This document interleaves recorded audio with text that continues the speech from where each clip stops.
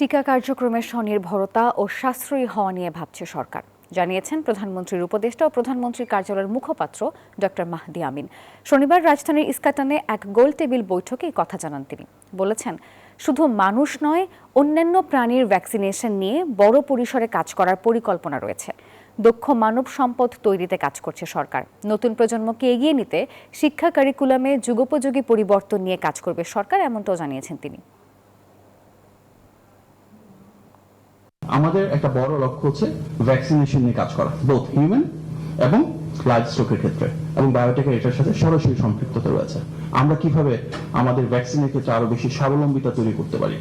For instance হামের ক্ষেত্রে বর্তমানে একদম কারেন্ট ইস্যু, সেখানে কি আমাদের কোন ইন্টারভেনশন আমাদের নিজেদের ইকোসিস্টেমকে তৈরি করতে পারি কিনা। আমরা মনে করি জনগণের আকাঙ্ক্ষার প্রতিফলন ঘটানো এই সরকারের মূল উদ্দেশ্য।